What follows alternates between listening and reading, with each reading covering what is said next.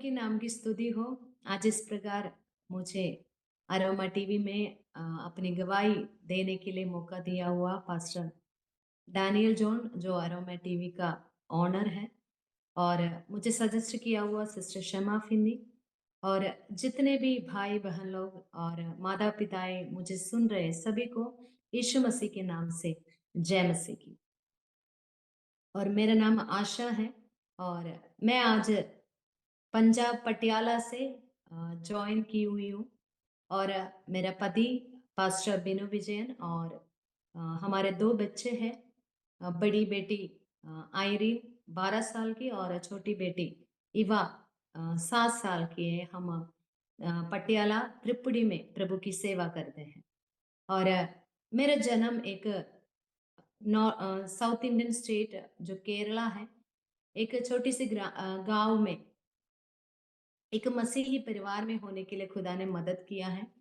मेरे पापा मसीह नहीं थे पहले, लेकिन परमेश्वर ने उनके जवानी के समय पर खुदा ने मदद किया कि यीशु मसीह को अपने उद्धारकर्ता के रूप में ग्रहण करने के लिए, जानने के लिए, पहचानने के लिए। इसलिए खुदा ने मुझे भी बचपन से ही अवसर दिया कि खुदा की बातों को जानने के लिए, जीवित परमेश्वर कौन है करके समझने के लिए।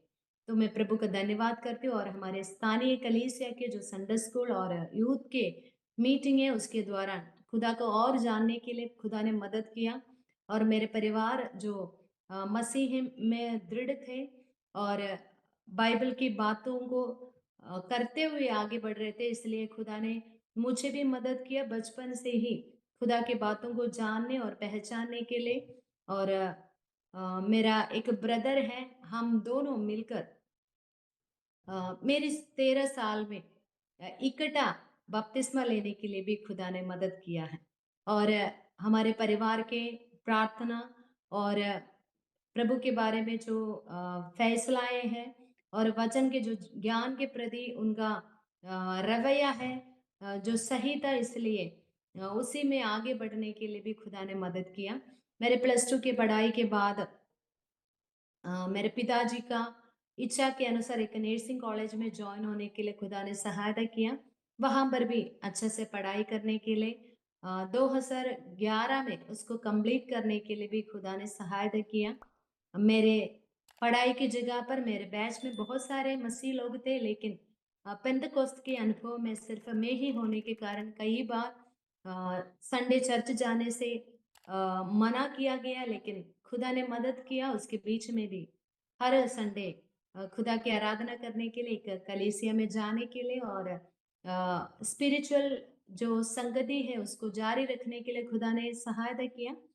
2011 में मेरे नर्सिंग पढ़ाई के बाद मैं ट्रिवांड्रम में जो केरला की राजधानी है वहां पर एक हॉस्पिटल में जो Anantpuri institute of Anantpuri hospitals and research institute में ज्वाइन होके अपनी इंटर्नशिप शुरू करने के लिए खुदा ने सहायता किया। उस वक्त मेरे इंटर्नशिप के साथ साथ मेरे परिवार में मेरे शादी के विषय में चर्चा शुरू हो गया।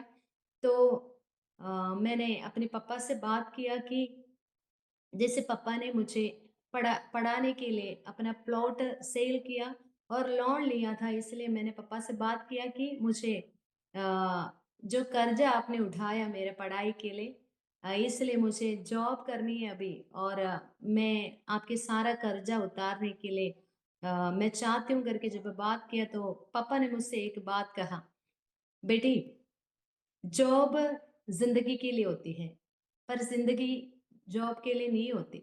इसलिए हम प्रार्थना करें कि हम शादी के लिए जो जो रिश्ता है आ रहे आने दे। जब हमें प्रभु गाइड करता है हम रिश्ता में आगे जाएंगे। जॉब के विषय को लेकर रिश्ता को मना नहीं करना करके पापा की बात मानकर मैं प्रार्थना करना शुरू किया। मैंने खुदा से एक ही बात कहा, खुदा मुझे आपकी इच्छा के अनुसार एक व्यक्ति चाहिए। मुझे उनका रंग से, उनका कोई और बातों से कोई प्रॉब्लम नहीं है, लेकिन आपकी इच्छा के अनुसार आना चाहिए। और जो व्यक्ति मुझे पहले देखने आएंगे उन्हीं के साथ मेरे रिश्ता होना मैं चाहती हूँ, इसलिए आपकी इच्छा के अनुसार ही कोई व्यक्ति मुझे देखने आए करके मैं प्रार्थना किया, जैसे मैंने प्रार्थना किया, मेरे लिए एक रिश्ता आया और मेरे पापा के मन में 2-3 शर्तें थी और वो शर्तें सारे उन्होंने मान लिया तो मंगनी की ओर बातें बढ़ रहे थे तो पापा ने अ, वो मंगनी फिक्स करने के लिए उनके घर गए हुए थे, तो पापा ने जो शर्तें बोलकर प्रार्थना करके गया, अगर ये मानेंगे तो ही हम ये रिश्ता में आगे जाएँगे करके बोल के गया। उसी दिन मुझे कॉलेज भी जाना था, तो मुझे कुछ डॉक्यूमेंट्स वहाँ से लेनी थी, तो मैं कॉलेज में चले गई। जब मैं वापस आई, तो मम्मी ने मुझे बोला आपकी रिश्ता फिक्स हो चुके हैं, इतने तारीख में आपकी मंगनी हो जाएँगे। तो मैंने मम्मी से पूछा कि ये कैसे हो सकता है? पापा और मेरा ब्रदर आए नहीं है, तो आपको कैसे पता चला? क्योंकि घर पे कोई फ़ोन भी नहीं था और सिर्फ़ मेरा पापा और ब्रदर के पास फ़ोन था और एक फ़ोन जो घर का था मेरे पास था। तो मम्मी ने हँस के मुझे मुस्कुराते हुए मुझे बताया मैं प्रार्थना करके जब बैठ रही थी, मैंने एक दर्शन देखा। इतनी तारीख में मंगनी फिक्स करके पापा और ब्रदर वापस आ रहे। तो मैंने मम्मी से बोला, "हाँ, पापा और ब्रदर को आने दो, हम बाद में बात करते" करके। अ, थोड़ी देर के बाद पापा और ब्रदर यही बात बोलकर, यही तारीख बोलकर घर पे प्रवेश किया। तो मुझे पता चला कि ये प्रभु की ओर से है रिश्ता। हम आगे बढ़ा तो अ, 2011 जुलाई 6 तारीख को मेरा मंगनी अ,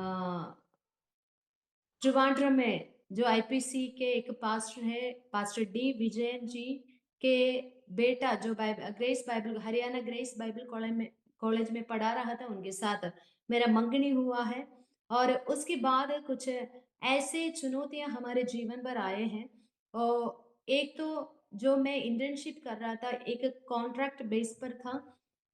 2011 में जितने भी पास आउट हुआ है बीएससी नर्सिंग करके केरला में, तो उनको ज़रूरी था कि वो 1 ईयर की इंटर्नशिप करें ताकि उन्हें सर्टिफ़िकेट मिल जाए और आगे काम कर सकें।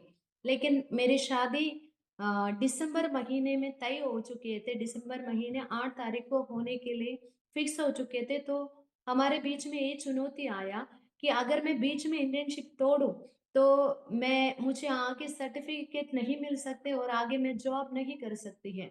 तो ये बात जब मैं पास्टर जी के साथ शेयर किया तो उन्होंने बोला हम समय अलग कर कर प्रेयर करेंगे, खुदा हमारे लिए कुछ ना कुछ रास्ता तो खोलेगा।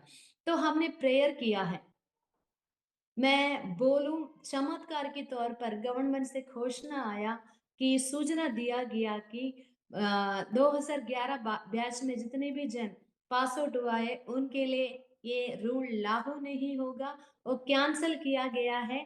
जितने भी जन कॉन्ट्रैक्ट बेस पर काम कर रहे आप फ्री है, आप आगे काम कर सकते हैं करके अ, हमें न्यूज़ आया।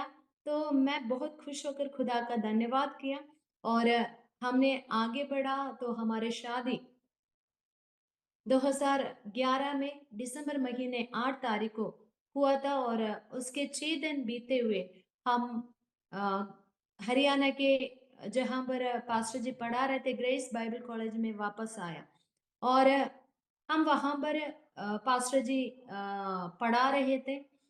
तो एक दिन जैसे रूटीन में जो लिस्ट डाल डाल दिया जाते हैं कि चैपल सर्विस के लिए हम मिलकर उस सर्विस के लिए मैसेज प्रिपेयर करने के समय पर और मैसेज प्रिपेयर करते हुए प्रार्थना करते हुए वचन मनन करने के समय पर जो मैसेज उस दिन की चैपल के लिए प्रिपेयर कर रहे थे, पवित्र आत्मा हमसे व्यक्ति रूप से बात करने लगा कि अ, तुम्हें इस बल से जाना है। जैसे गिदयोन से यहोवा ने बात किया कि इस बल से जाओ, उसी प्रकार खुदा ने हमसे डायरेक्टली बात किया कि इस बल के साथ जाना है।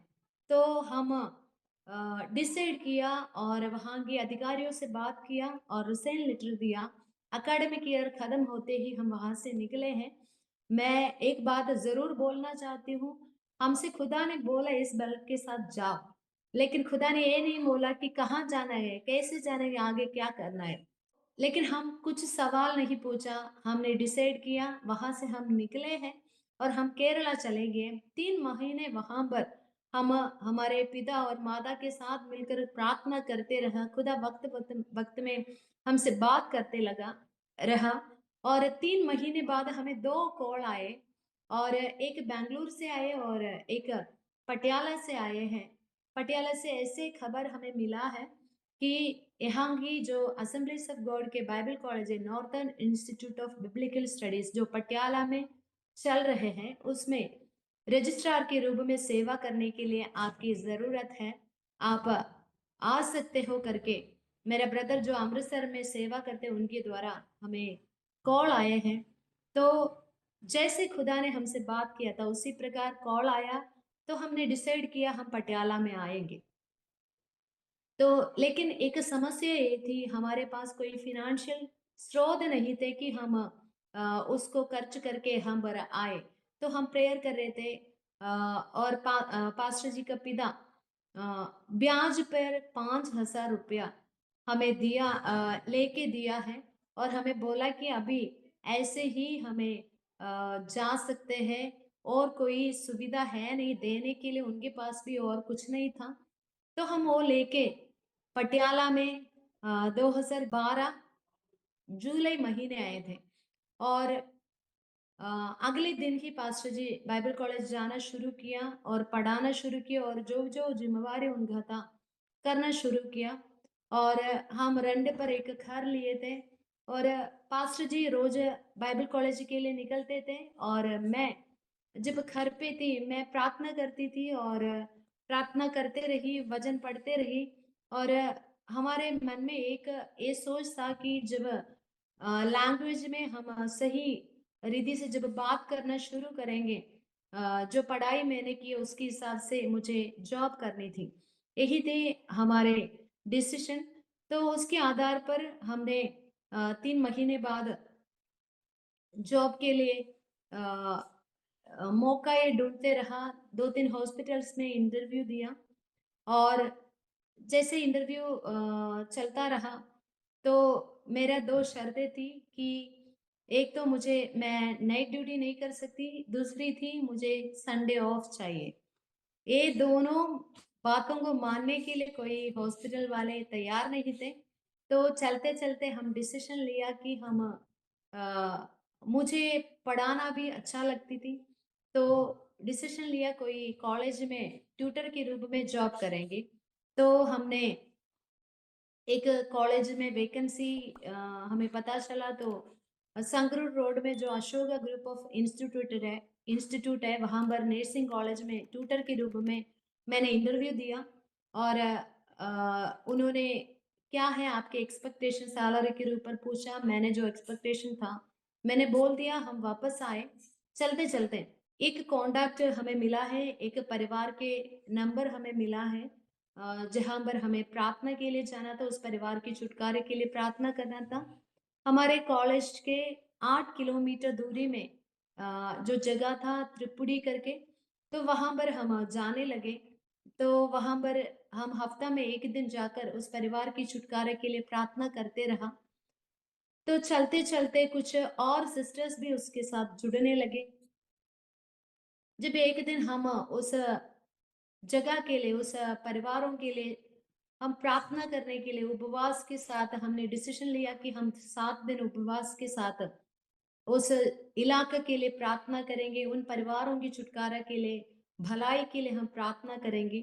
तो हम दोनों ने डिसीजन लिया, पहले दिन ही खुदा ने मुझसे बात किया है, "तू एक बार तो अपने पिता से अ, गुस्सा से बात किया है, ये प्रभु के लिए प्रसन्न नहीं था, ये बात प्रभु की नज़र में है करके मुझसे खुदा की बात आई है। तो मैं उस प्रभु की वाणी के सामने अपने आप को अर्पित किया। मैंने बोला खुदा अगर मेरे बात मेरे पापा को चोट पहुँचाया, उसी में मैं नहीं रहना चाहती। मुझे मेरे पापा का आशीष मेरे जीवन पर चाहिए। तो मैं अपने पति से बात किया। पास्टर जी ने बोला कि हाँ, ज़रूर बात करना है पापा से। अगर कुछ बात ऐसे है, तो माफ़ी माँगना है और ताकि अ, पिता की आशीष हमारे जीवन पर बने रहे। तो मैंने पापा से बात किया और माफ़ी माँगा, लेकिन पापा के मन में ऐसे कुछ नहीं था। लेकिन जो दर्द उस समय उन्होंने लगा, वो प्रभु के सामने था, तो मैंने माफ़ी माँगकर और मेरे पिता ने मेरे लिए प्रार्थना किया, आशीष दिया है। और आगे चलते-चलते मेरे नींद में काफ़ी प्रॉब्लम आने लगी उस फास्टिंग के दौरान ही। तो मुझे नींद आते हैं, लेकिन जब मैं सोने लगती हूँ, मेरे शरीर में झटका लगना शुरू हो गया। तो मैं काफ़ी परेशान हो गई कि ये क्यों होते हैं? जैसे मैं मेडिकल फील्ड से हूँ, तो मुझे पता है कुछ मिनरल्स के, विटामिन्स की कमी के कारण ये चीज़ें हो सकती है। तो उसके हमने जाँच किया तो कोई प्रॉब्लम निकल के नहीं आया। तो एक दिन पास्टर जी जब पढ़ाने गया, तो मैं घर पे थी, तो अपने घर के सारे काम करके मैं प्रार्थना के लिए जब सोच ही रही थी, तो मेरे साथ खुदा की बातचीत हुआ कि तू अपनी जो जॉब है वो छोड़कर मेरी सेवा करनी है। तो ये बात मुझे काफ़ी झटका सा लगा कि काफ़ी मैं परेशान होने लगी, क्योंकि मैं एक डिसीज़न भी नहीं ले सकती है पास्टर जी के बिना, क्योंकि हमारे शादी होते हुए ही हमारे फैसला थे, हमारे परिवार के अंदर आपस में सम्मति के बिना कोई फैसला लेंगे नहीं। तो मैं परेशान होने लगी, मेरे दिमाग के अंदर जो खुदा की वाणी है लहरों की तरह आने लगा। मैं डिसीजन लेने के लिए मजबूर हो गई कि हाँ खुदा, मैं जॉब छोड़ देती हूँ और मैं सेवकाई करती हूँ। लेकिन उस डिसीजन लेने से पहले काफी सारे सोच विचार मेरे मन में आया। एक तो मेरे पापा की बात मेरे मन में आया, और उन्होंने मेरे पढ़ाई के लिए अपने प्लॉट सेल किया है और लोन लिया है। लोन अभी भी पड़ा है, उसको पूरा करना है, लोन भरनी है। और मेरा चाह थी कि मैं वो लोन वापस करूं, मैं अपनी जॉब करके वापस करूं, और पिता की इच्छा था कि मैं आगे जॉब करूं। ये सारे बातें मेरे मन में चल रहे थे, लेकिन वाणी प्रभु की ओर से आया, इसलिए मैं अपने पूरी जिंदगी खुदा के लिए अर्पण करके मैंने डिसीजन लेके प्रार्थना किया। और जब पास्टर जी वापस आया तो उनके साथ मैंने बात किया, तो वो भी ऐसे कहने लगा पहले कि इतनी बड़ी डिसीजन कैसे तू खुद लिया है। तो मैं सारे बातें विवरण के साथ उनको बोला, और जब उनको बातें समझ में आया तो हम मिलकर बैठकर प्रार्थना करके मैं अपनी जिंदगी खुदा के हाथों में दे दिया है। और मैं बोलूं, उस रात मुझे अच्छी नींद खुदा ने प्रदान कर दिया। मुझे समझ में आ गया कि मुझे जॉब नहीं, खुदा की सेवा करनी है।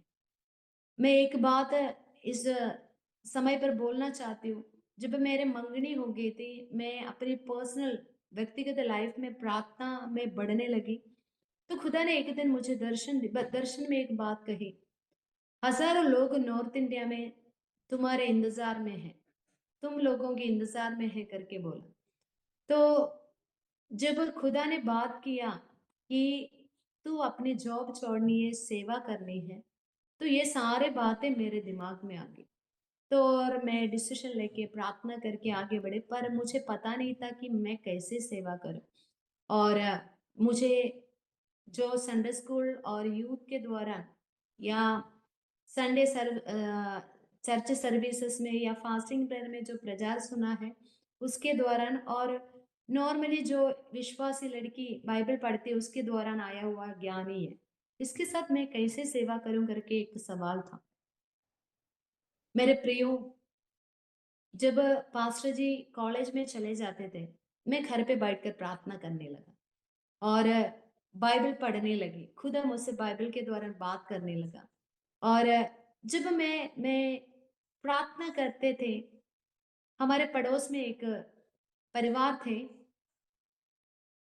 जब कभी हम मैं देखूं, उनके मुंह गुस्सा से भर जाते थे, उनके चेहरे में कोई खुशी नहीं देखती थी, और हमेशा एक विरोध का भाव मेरे प्रति उनके जीवन पर थे। मैं कई बार मुस्कुराते भी उनको देखा, लेकिन वो कभी भी मुस्कुराया नहीं मुझे देकर, तो मैं पास्टर जी से बार-बार ये बात कहने लगी, क्यों वो परिवार क्यों हमसे इतना विरोध करते हैं? हमने तो कुछ करते भी नहीं है उनके साथ। हम मतलब उन्हें छेड़ने नहीं जाते हैं, कोई बात उनके विरोध में नहीं बोलते, क्यों ऐसे करते हैं करके मैं पूछते थे। तो मुझे बाद में पता चला, जब मैं सेवा के लिए अर्पण कर कर मैं घर पे बैठकर प्रार्थना करती थी, आत्मिक मंडल में काफ़ी बातें चलते थे। मेरे प्रियो, कई बार हमारी प्रार्थना जो हम अपने कमरे में करते हैं, हमें पता नहीं चलते कि कुछ काम हो रहा है आत्मिक मंडल में। लेकिन आत्मिक मंडल में जब हम आत्मिक आँखों को खोल के देखते हैं, हमारे घर के अंदर के बैठकर करने वाला प्रार्थना भी एक सेवकाई है। ये समझने के लिए खुदा ने मदद किया।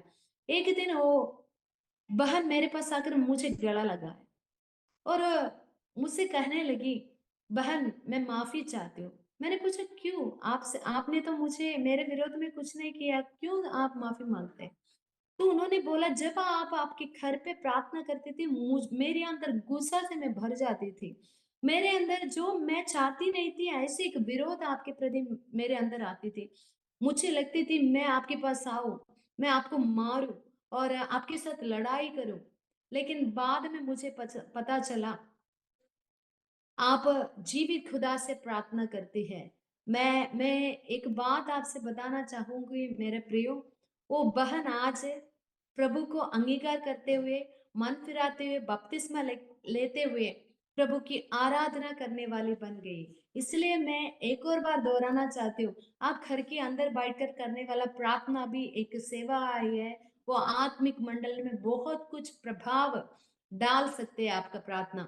समय आगे बढ़ता गया और शुरू-शुरू में काफ़ी चैलेंजेस को हमने फेस किया, ख़ासकर मुझे पढ़ाई के समय पर भी, जैसे आप सब जानते हैं केरला में 10th तक हिंदी कंपल्सरी है, तो मुझे अच्छी लगती थी, तो पढ़ना और समझने में मुझे कोई प्रॉब्लम नहीं था, लेकिन कम्युनिकेट करने में काफ़ी सारे प्रॉब्लम्स थे शुरुआत में।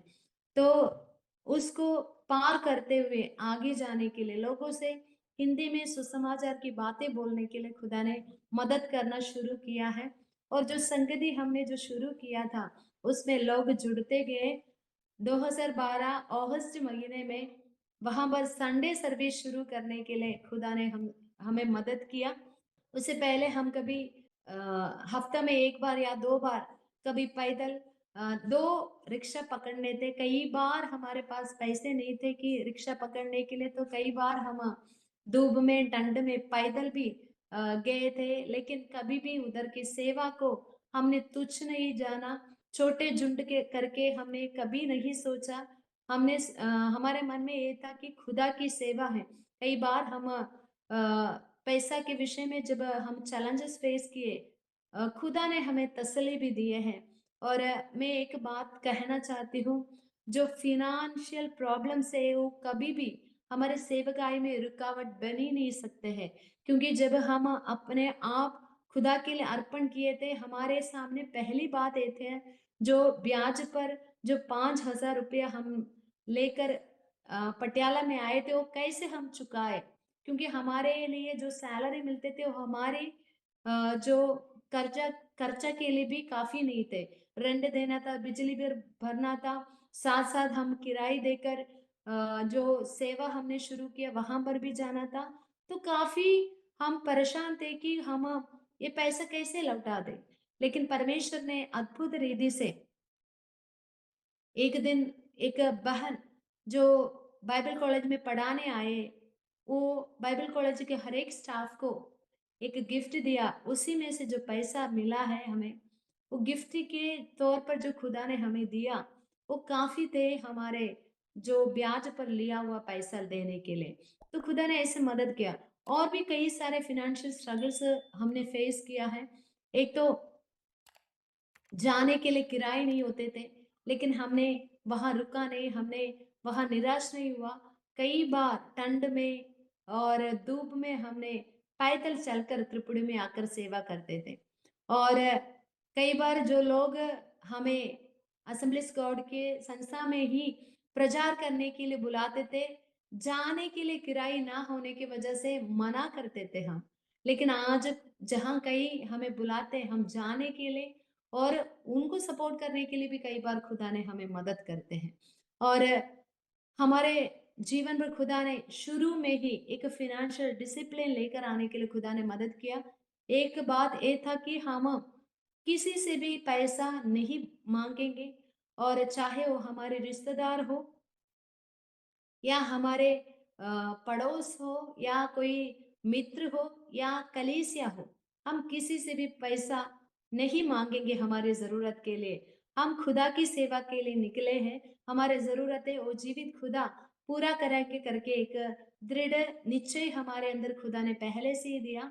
आज भी मैं बताना चाहती हूँ, हम जब हाउस विज़िट करते हैं, हम पैसा नहीं लेते। हम कलीसिया में पहले से ही मना किया है जो वजन के आधार पर दशवांश आप ले देना है, वो आप कलीसिया में ही दे दीजिएगा।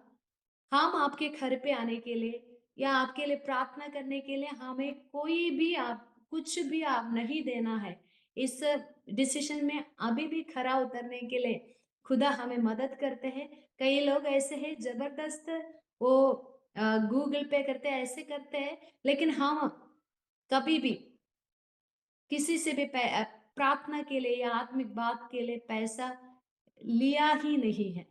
तो उस बातों में अभी भी खरा उतरने के लिए लेकिन एक बात मैं कहना चाहती हूँ, जब मैं डिसीज़न लेकर खुदा के लिए निकली है, उस समय से लेकर मुझे पता चला कि विश्वास की ज़िंदगी सिर्फ़ यीशु मसीह ही प्रभु है कर विश्वास करने वाला एक विश्वास नहीं है।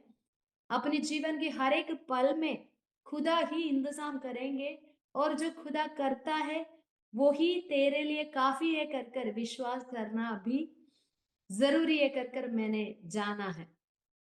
और हम अपने माता-पिताओं को छोड़कर, रिश्तेदारों को छोड़कर इतनी दूर जब आया, खुदा ने यहाँ पर बहुत सारे लोगों को हमारे लिए खड़ा कर दिया है।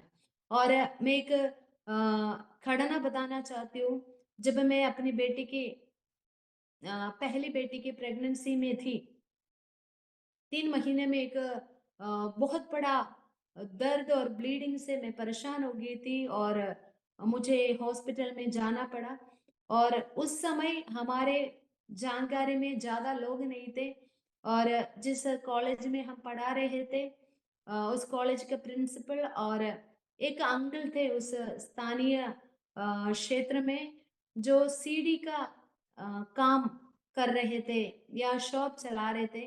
वहाँ पर मसीही सीढ़ियाँ होने की वजह से उनके साथ एक दोस्ती था। तो एक हॉस्पिटल में जब अर्ली मॉर्निंग के समय पर 3 बजे जब हम जा रहे तो कोई भी नहीं था। जब हम प्रिंसिपल को कॉल किया, रात होने की वजह से उन्हें पता नहीं चला, वो कॉल नहीं उठा पाया। तो उस हॉस्पिटल में कोई नहीं था। हम बहुत सारे तनाव में थे।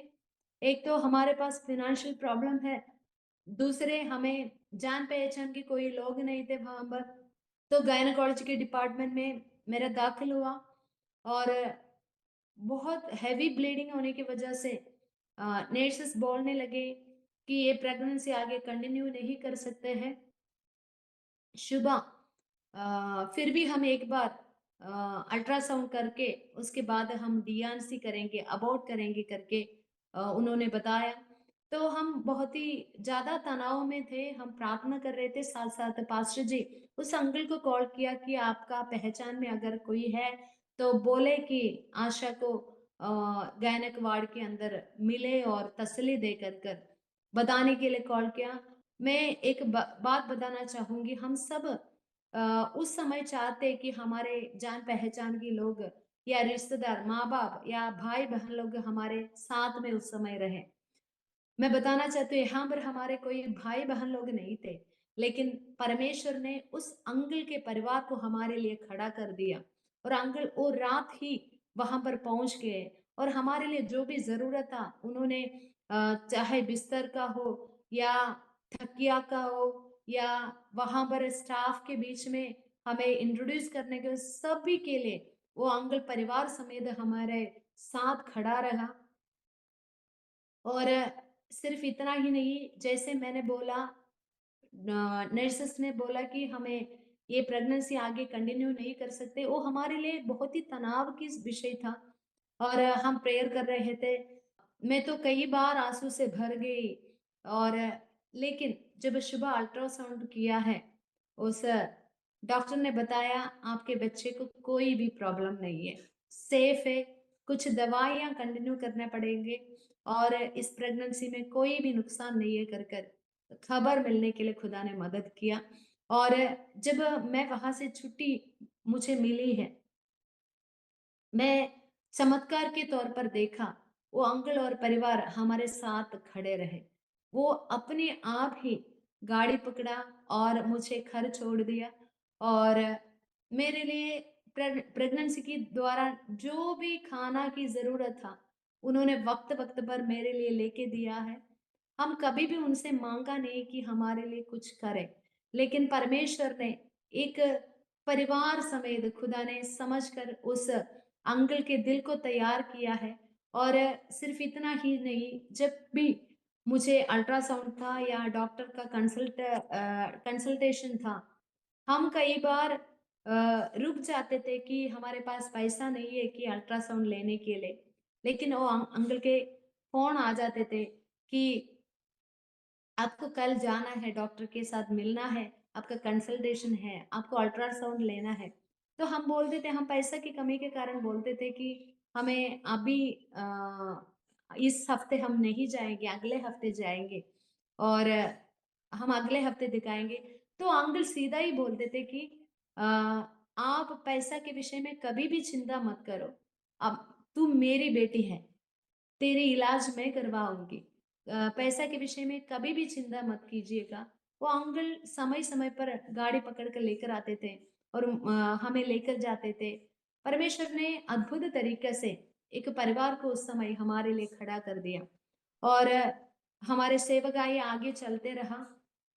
हम पर्चियाँ बाँटते थे और कई जगह पर मना किया जाते थे, तो हम मुस्कुराते हुए वहाँ से चले जाते थे, लेकिन हम प्रार्थना जारी रखा। और चलते परमेश्वर ने पहले हम कॉलेज से हफ्ता में 1-2 बार आकर सेवा करते थे और संडे में आकर कलीसिया चलाकर वापस चले जाते थे। लेकिन 1 महीना में काफ़ी जगह बदलना हमारे लिए मुश्किल हो गया। क्योंकि पहले हम एक विश्वासी के स्टोर रूम में सेवकाई जो संडे सर्विस शुरू किया। जब वहाँ पर सेवा चलते गया, आराधना चलता रहा, तो आस-पड़ोस के लोगों के लिए जो आवाज़ आराधना के बीच में आते थे, उनके लिए डिस्टर्बेंस का कारण बना, तो हमें वहाँ से चेंज करना पड़ा। एक वर्कशॉप के जगह पर हमने फिर संडे सर्विस किया। फिर चलते हुए वहाँ से 1 महीने के अंदर 3 जगह हमें बदलना पड़ा। तो जब कभी हम जगह बदलते थे, लोग भी निगल जाते थे। तो हमें खुदा ने एक गाइडेंस दिया कि तू तो जाके सेवा करते हैं।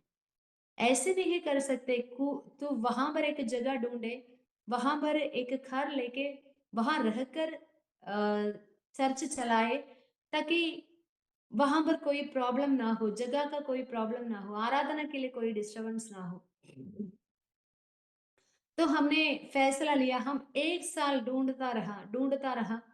तो 2018 में हम त्रिपुरी में ही एक कमरा रेंट पर लेके वहाँ रहकर वहाँ चर्च चलाना शुरू कर दिया। तो लोग और जुड़ने लगा। तो चलते-चलते मेरे मन में ये था कि अ, पास्टर जी पढ़ा रहे हैं, पास्टर जी बाइबल का पढ़ाई किया हुआ है, तो पास्टर जी सेवा कर रहे हैं। मैं क्यों जॉब छोड़कर मैं मेरा सेवा क्या है करके एक सोच बीच-बीच में मेरे अंदर आते थे। और मैं ये भी खुदा के सामने रखती थी कि मैं कैसे सेवा करूँगी? मुझे बाइबल की नॉलेज नहीं है। और जो बेसिक नॉलेज है वही है, जो एक साधारण विश्वासी के अंदर होते हैं वही नॉलेज है। लेकिन मैं बताना चाहती हूँ प्रियो, मैं चाहत रखती थी कि वचन में जानूँ। तो खुदा ने कई रात मुझे बाइबल के साथ बैठने के लिए खुदा ने मदद किया। खुदा बाइबल की बातों के बारे में मुझे प्रकाशन दिया। बाइबल की अलग-अलग पुस्तकें पढ़ने के लिए, बाइबल के बारे में जो बातें हैं, वो जानने के लिए खुदा ने मदद किया। धीरे-धीरे जैसे पास्टर जी मुझे अगुवाई करता रहा, मैं पास्टर जी के साथ मिलकर संडे सर्विस में काउंसलिंग करना, प्रचार करना और वचन की बातों को दूसरों तक पहुँचाना, इन हर बातों में इस्तेमाल होने के लिए खुदा ने मुझे मदद किया। और एक बात मैं बताना चाहूँगी, जब सेवा की शुरुआत में एक वाणी, एक खुदा के दास के द्वारा मेरे जीवन तक खुदा की वाणी जो आया, वो ये थी, "मैं तुझे हज़ारों लोगों के बीच में खड़ा करूँगी। वो तेरे पिता के लिए एक चिन्ह रहेगा।" क्योंकि उस समय मैं जॉब छोड़ने की वजह से काफ़ी सारे सवाल मेरे परिवार की ओर से, मेरे परिवार मतलब मेरे माता-पिता, रिश्तेदारों की ओर से मुझे आया है। इतने मेहनत करके तुम्हें पढ़ाया, तू जो थोड़े है, जो खुदा ने दिया है उसको मिट्टी में दबाया हुआ उस व्यक्ति के समान है। और जो एजुकेशन तुम्हें मिला है तूने उसका कदर नहीं किया करके कई बातें मुझे सुनने के लिए मिला। और मेरे पिता बहुत मेरे पिता के अंदर बहुत दुःख लगा जब मैंने अपने डिसीज़न बोला कि मैं सेवा करूँगी। उन्हें सेवा से कोई प्रॉब्लम नहीं है, लेकिन जॉब छोड़ दिया करके जब उन्होंने सुना है, उनको लगा कि उनका सारा मेहनत व्यर्थ गया कर एक सोच उनके अंदर आया। वो काफ़ी दुःख में थे। लेकिन उस समय एक खुदा के दास के द्वारा खुदा ने मुझे वाणी सुनाया, "मैं तुम्हें हज़ारों लोगों के बीच में खड़ा करूँगा और वो तेरे पिता के लिए एक चिन्ह रहेगा।" मैं उस वाणी के द्वारा समझ गया खुदा मेरा हर बातों को जानता है और खुदा चाहता है कि मेरे पिता भी इस सेवा के द्वारा खुश रहे। और मैं अपने आप को अर्पण करते हुए सेवा में आगे बढ़ते गई। और मेरा हस्बैंड की बहन ने मुझे एक बार भविष्यवाणी करके सुनाया कि तू मैंने एक दर्शन देखा, आशा तू काफ़ी बच्चों के लिए और काफ़ी बहनों के बीच में इस्तेमाल होते हुए मैंने देखा करके सुनाया। मैं बताना चाहती हूँ खुदा ने जैसे-जैसे समय बीत गया, खुदा ने मदद किया कि बच्चों के बीच में सेवा करने के लिए और काफ़ी बहनों के बीच में सेवा करने के लिए, काफ़ी बहनों को काउंसलिंग करने के लिए। सिर्फ़ इतना ही नहीं जिस संस्था के साथ मिलकर हम सेवा कर रहे हैं असेंबलीज़ ऑफ गॉड के सेक्शन में बहनों के बीच में लीडरशिप के रूप में भी रहने के लिए खुदा ने मुझे मदद किया। तो अ, मैं बताना चाहूँगी अभी काफ़ी स्ट्रगल्स हमने सहन लिया है। लेकिन अभी जब मुड़ के देखते हैं हमें वो स्ट्रगल ही नहीं रहा और खुशी के साथ सब कुछ फेस करने के लिए खुदा ने मदद किया। काफ़ी बार मौसम हमारे लिए काफ़ी परेशान की बात लगा और शुरू-शुरू में हमारे पास मौसम के हिसाब से पहनने के लिए कपड़ा भी नहीं थे। जैसे आप जानते हैं ठंड के समय पर बहुत पीक समय पर जब चले जाते हैं लोग वुलन के कपड़े पहनते हैं, लेकिन मेरे पास वुलन के कपड़े नहीं थे। 2 जैकेट थे, लेकिन गर्मी में पहनने वाला सूट पहनकर उसके ऊपर से जैकेट पहनकर हम चलते फिरते थे। कई बार लोगों को लगा ये क्यों ऐसे करते हैं, लेकिन हमने कुछ बोला नहीं। परमेश्वर ने चलाया और हर ज़रूरत में खुदा साथ दिया। और कई बार जब हम प्रभु के लिए कुछ कदम उठाने लगते हैं, बच्चे बीमार हो जाते थे। 3 बार मेरी छोटी बेटी मौत की हालत में चले गए। और फ़ाइनेंशियल स्ट्रगल की वजह से शुरू-शुरू में जो डॉक्टर्स फीस जो ₹200 है, वो देने के लिए नहीं होने की वजह से हम कई बार बच्चे को घर पे ट्रीटमेंट किया और आगे जाके अ, हॉस्पिटल में दाखिल करना पड़ा। लेकिन परमेश्वर ने मदद किया कि कोई भी कर्जा के बिना उन सारे बातों को हैंडल करने के लिए खुदा ने हमारे लिए अभी तक प्रोवाइड करते रहा। तो आज भी मैं बताना चाहती हूँ स्ट्रगल्स काफ़ी हैं। आज भी हमें पता नहीं है कल क्या होगा, लेकिन हमें ये पता है जिसकी उपासना हम करते हैं, जिसकी सेवा हम करते हैं, वो जीवित है और वो जीवित होने की वजह से कल हम सामना कर सकते हैं। एक सॉन्ग है जो बताते हैं I can face tomorrow. Because he lives, I can face tomorrow. Because he lives, all fear is gone. वो जीवित होने की वजह से मैं कल को सामना कर सकता हूँ, और वो जीवित होने की वजह से मुझे कोई डर नहीं है। ये गीत कई बार हमें तसल्ली दिया है। जब कभी कोई चैलेंजेस आते हैं, हम मिलकर ये गीत गाते थे और हम आपस में दृढ़ हो जाते थे। तो मैं ये बताना चाहूंगी, हमारे लिए सुसमाचार सुनाना काफी मुश्किल आए थे। फिनांस काफी मुश्किल आए थे, मौसम काफी मुश्किल आए थे। जो अ, हमारे माता पिता या रिश्तेदार हमारे साथ यहाँ पर नहीं होना, ये काफी मुश्किल हो गए थे कई बार। लेकिन परमेश्वर ने इसके बीच में हमारे कलीसिया को बढ़ाया। आज 70 लोगों का एक छोटा झुंड त्रिपुरी में प्रभु की आराधना करते हैं, और उनमें 40 के करीब लोग मन फिराते हुए परमेश्वर को, यीशु मसीह को अपने उद्धारकर्ता मानकर बपतिस्मा लेते हुए हमारे साथ आराधना करते हैं। और आज भी मैं विश्वास करती हूँ, खुदा ने जो जो वायदा दिया है, खुदा जीवित होने के वजह से खुदा जीवित होने के वजह से हम वो सारे वायदाओं को अपने जीवन पर पूरा होते हुए देखेंगे। हजारों लोग हमारे द्वारा और उद्धार पाएंगे कर कर हम विश्वास करते हैं। आज जो दर्शन खुदा ने हमें दिया है, उसके आधार पर, जैसे प्रेरितों के काम 1:8 में बताए हुए, जब पवित्र आत्मा तुम पर आओगे तुम सामर्थ पाओगे, और यरूशलेम, सारे यहूदिया, शमरिया और पृथ्वी की छोर तक गवाह ठहरेंगे। उसी दर्शन को देख लेकर जो त्रिपुरी में हम अभी हैं, और पटियाला, पंजाब, नॉर्थ इंडिया में प्रभु के नाम को लेकर जाने के लिए एक झुंड को हम तैयार कर रहे हैं।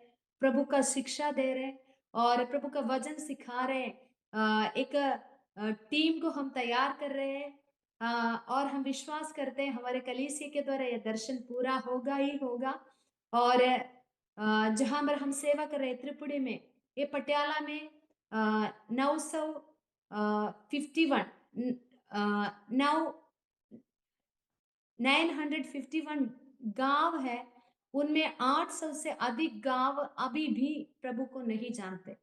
तो मेरा आपसे विनती है कि आप सब हमारे सेवकाई को लेकर प्रार्थना करें, और हम इस सेवा को आगे बढ़ाते हुए, जो बुलाहट खुदा ने हमें दिया है, जो दर्शन दिया है, उसको आगे रखते हुए हम आगे बढ़े।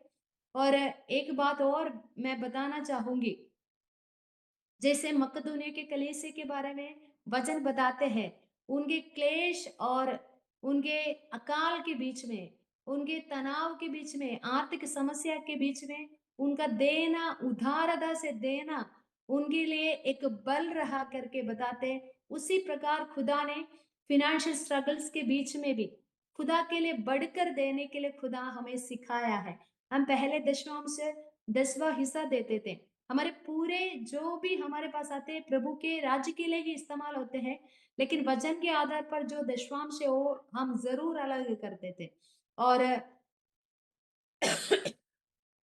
पहले वो 10वां हिस्सा थे, लेकिन फिनेंशियल स्ट्रगल्स के बीच में भी जैसे खुदा ने अगुवाई हमें करता रहा, तो हम 15% करना शुरू किया, और उसके बाद हम 20% करना शुरू किया। अभी खुदा मदद कर रहे हमें, जो भी हमें मिलते हैं उसका 25% दशमांश करके निकालने के लिए खुदा ने हमें मदद किया।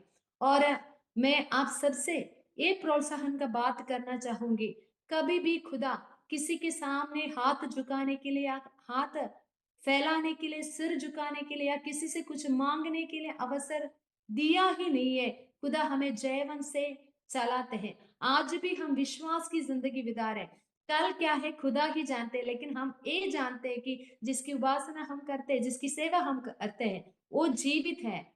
अगर एलिया को खुदा ने बुलाया, उनका खिलाना खुदा की जिम्मेवारी करके मैं हम समझते हैं, चाहे वो कौवा के द्वारा हो या विधवा के द्वारा हो, वो खुदा की जिम्मेवारी है। उसके कोई टेंशन एलिया को लेने की जरूरत नहीं है करके खुदा ने हमसे हमें समझाया। तो आज खुदा वक्त वक्त पर हमसे बात करते हैं बाइबल के द्वारा और भविष्यवाणियों के द्वारा, और हमें गीतों के द्वारा खुदा हमें तसल्ली देते, बलवंत करते। तो आज हम कलीसिया होते हुए और हम परिवार होते हुए इस त्रिपुरी की धरती पर खुदा के नाम को रोशन करने के लिए खड़े हैं, समर्पित होके खड़े हैं, विश्वास के साथ खड़े हैं। हम पूरा विश्वास करते हैं खुदा हमें अपने वायदाओं की ओर लेकर जाएंगे। हम इस त्रिपुरी में तंबू खड़ा करेंगे और खुदा का नाम इस त्रिपुरी में फैलेंगे, पटियाला में फैलेंगे, उसके लिए खुदा हमें इस्तेमाल करेंगे। तो मैं आप सबसे अनुरोध करती हूँ, अगर कोई है जो अपने जीवन की सफर में प्रभु के बुलाहट पाने के बाद भी अगर कोई फिनेंशियल समस्या की वजह से या कुछ और समस्या की वजह से आगे नहीं बढ़ पा रहे, मैं आप सभी से अनुरोध करती हूँ, आप अपने बुलाहट को आगे रखिए, खुदा को आगे रखिए, बाकी सब बातों को पीछे छोड़ते हुए आगे बढ़िए, खुदा के लिए समर्पित करिए और परमेश्वर ज़रूर आपको इस्तेमाल करेंगे, रूहें आपके द्वारा बचा लिया जाएँगे और कोई भी फ़िनांस, कोई भी परेशानी आपको रोक नहीं पाएँगे, क्योंकि आपको जो बुलाया है, वो जीवित है। वो रास्ता के बीच में आपको छोड़ेगा नहीं, त्यागेगा नहीं।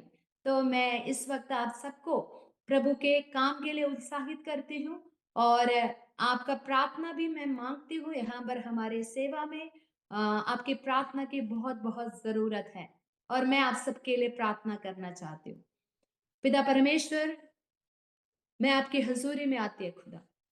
प्रभु जिस बुलाहट से आपने मुझे बुलाया और बहुतों के लिए प्रभु बचाव के लिए और छुटकारे के लिए हमें परिवार समेत आप जो इस्तेमाल कर रहे खुदा, वो प्रभु दूसरे लोगों के जीवन पर भी प्रोत्साहन का कारण बन जाए खुदा। प्रभु मैं प्रार्थना करती हूँ जो गवाही मैंने सुनाया खुदा, उसकी वजह से हर एक व्यक्ति जो सुनते खुदा नए नए गवाहियां बन जाए खुदावन प्रभु।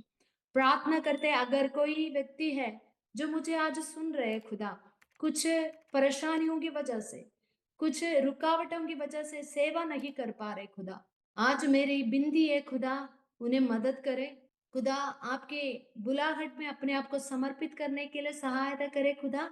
और प्रार्थना करती हूँ खुदा, आगे आप उन्हें प्रभु चिन्ह दिखाए, आगे बढ़ने के लिए मदद कीजिए खुदावन प्रभु। और मैं प्रार्थना करती हूँ खुदा, अगर कोई मुझे जो सुन रहे हैं खुदा, जो यीशु मसीह आपके बारे में जो नहीं जानते हैं, आपका आपको जीवित खुदा करके नहीं मानते खुदा, मैं प्रार्थना करती हूँ उनके दिल खुल जाए खुदावन प्रभु, उनको आत्मिक प्रकाशन दे ताकि वो पहचान पाए कि यीशु मसीह ही एकमात्र सच्चा खुदा है और उद्धार के प्रभु रास्ता में आने के लिए उन्हें मदद कीजिए खुदा।